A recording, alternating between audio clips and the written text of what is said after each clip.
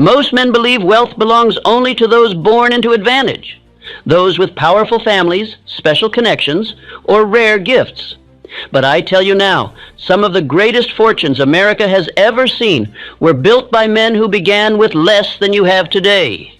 If you earn an ordinary wage, you stand where many millionaires once stood. You may think your income is too small to change your life. You may look at your paycheck, your bills, your family responsibilities, and whisper to yourself, how could I ever rise from this?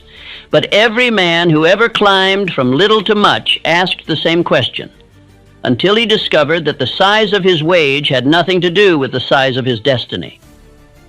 Let me tell you the story of a clerk named John Wanamaker.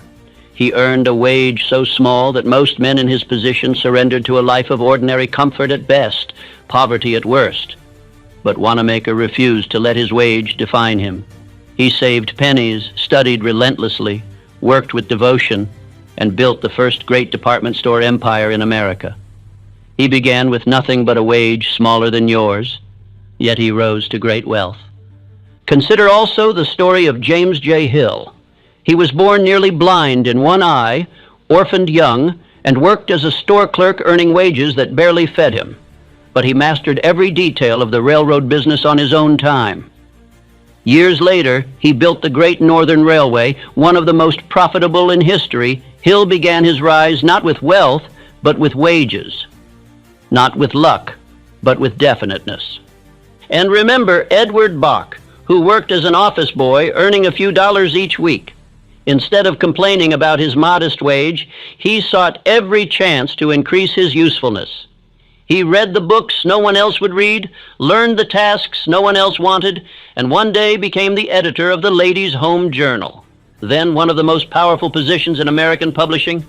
Bach turned pennies into power because he turned his mind toward growth. These men did not rise because life favored them.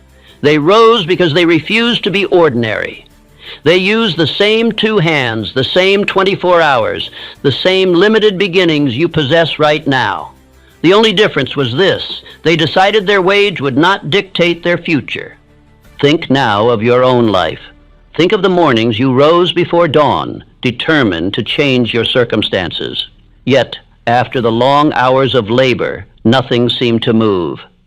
Think of the evenings you returned home weary, wanting to give your family a better life, yet unsure how to break beyond the limitations of your income. This struggle has worn on you.